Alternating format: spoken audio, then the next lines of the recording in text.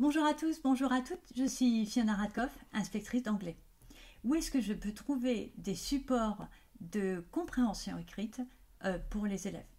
Donc, c'est une question que j'ai abordée aujourd'hui en réunion avec une enseignante. C'est une question très intéressante. Et donc, j'ai proposé des livres, parce que c'est important que les professeurs travaillent des livres avec les élèves.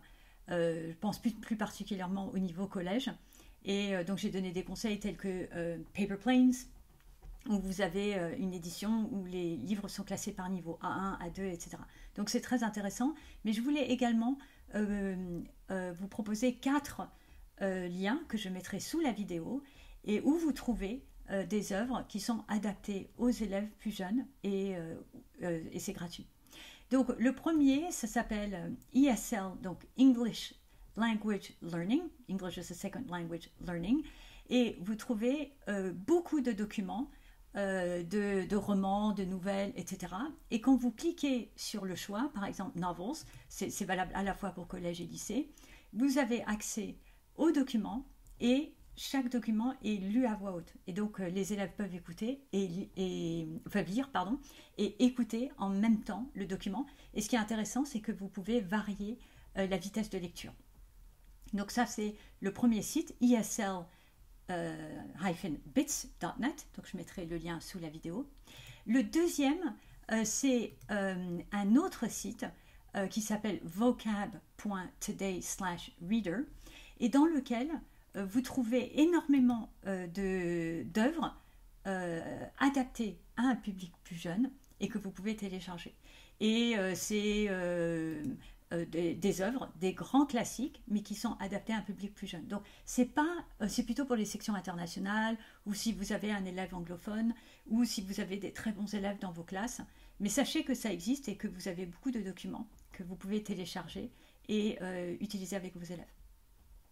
Un autre site que je voulais partager avec vous, c'est un site d'un chercheur que j'ai déjà cité dans certains de mes webinaires, qui s'appelle Paul Nation, et c'est en Nouvelle-Zélande.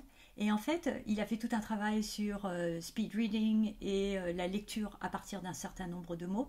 Donc si vous avez vu mon webinaire sur le lexique ou la compréhension écrite, des webinaires que j'avais fait en 2018, donc vous savez de quoi je parle. Mais ce qui est intéressant, je vous mettrai le lien sous la vidéo, c'est qu'il donne accès aux mêmes histoires, mais écrits avec les 4000 premiers mots de la langue anglaise, ou les 6000 premiers mots, ou les 8000 premiers mots. Et c'est la même histoire, mais avec des degrés de difficulté différents. Donc ça, c'est plutôt pour le niveau lycée.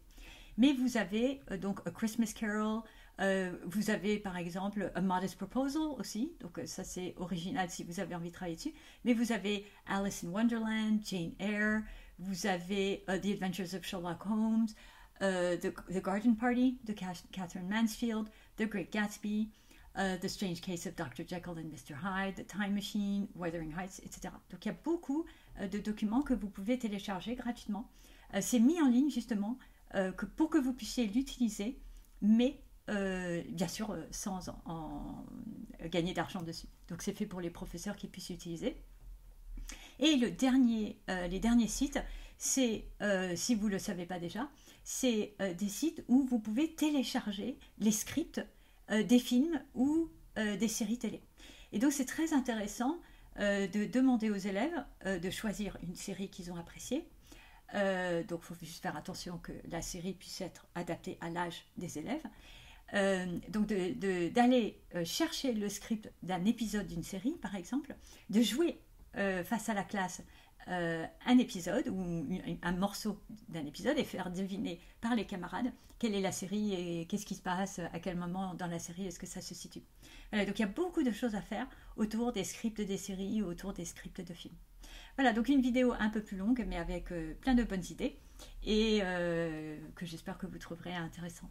Je vous souhaite à tous et à toutes une excellente continuation et à bientôt. Au revoir.